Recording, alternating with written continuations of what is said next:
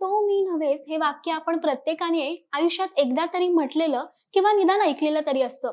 पण तुम्हाला माहितीये का, हे वाक्य 1962 मध्ये लिहिलं गेलंय. प्रल्हाद केशव अत्रे म्हणजेच महाराष्ट्राचे लाडके आचार्य अत्रे यांनी 1962 साली लिहिलेल्या नाटकातील हे वाक्य आहे. त्या काळी महाराष्ट्रात माधव काजीचा खटला प्रचंड गाजत होता आणि त्यावर आधारित आचार्य अत्रे यांनी हे नाटक लिहिलं होतं. या नाटकातील हे वाक्य आज जवळपास 60 वर्ष उलटून गेल्यावरही लोकांच्या ओठांवर आहे.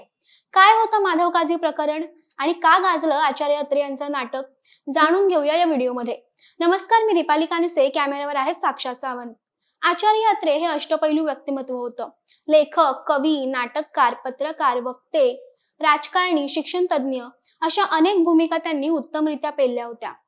सभोवताली घडणाऱ्या घटनांवर त्यांचं बारकाईने लक्ष असायचं आणि त्यांचं साहित्य वाचल्यावर हे लक्षात येतच.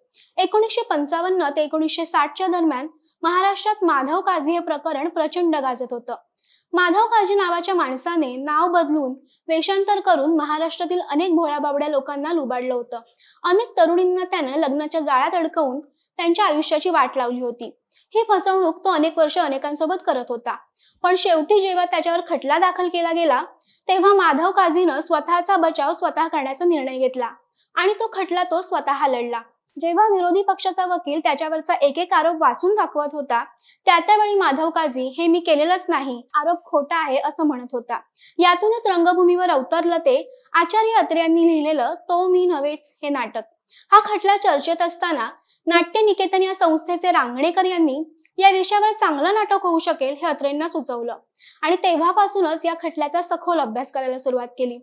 हा खटला खूप चर्चेत असल्यामुळे त्यावेळच्या अनेक वृत्तपत्रांमधून बातम्या प्रसिद्ध होत होत्या. आचार्य अत्रे यांनी मराठा वृत्तपत्राच्या कार्यालयातून या खटल्याबद्दलच्या बातम्यांची कात्रणं, वृत्तांत याचा सारा तपशील मागवून घेतला आणि 2 महिने माधव काजी प्रकरणाचा सखोल अभ्यास केला. 2 महिन्यात आचार्य अत्रे यांचं हे नाटक लिहून झालं. 8 ऑक्टोबर 1962 रोजी दिल्लीतील आयफेक्स थिएटर येथे या नाटकाचा पहिला प्रयोग झाला आणि तेव्हापासूनच या नाटकाला प्रेक्षकांनी डोक्यावर उचलून घेतलं.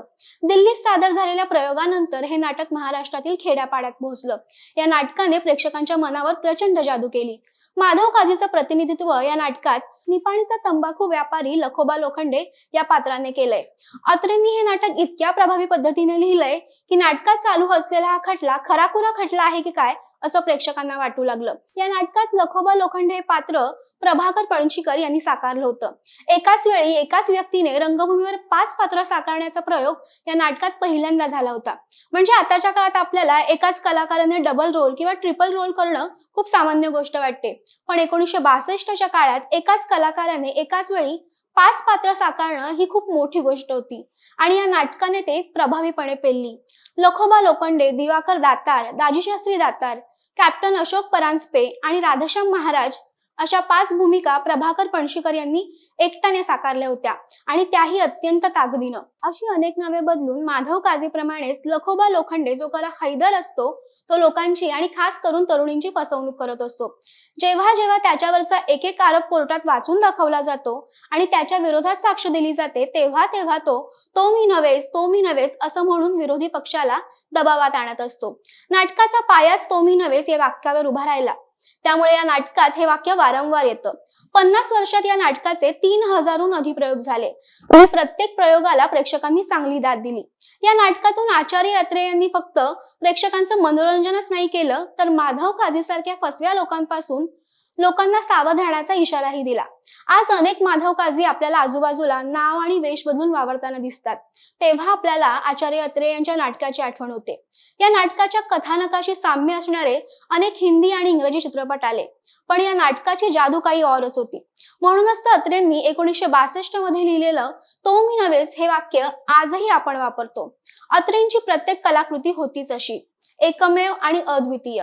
अशा या अष्टपैलू आचार्य अत्रे यांना जयंती निमित्त विनम्र अभिवादन. तुम्हाला ही माहिती कशी वाटली आम्हाला कमेंट करून नक्की कळवा आणि महा MTVच्या YouTube चॅनलला फॉलो करा.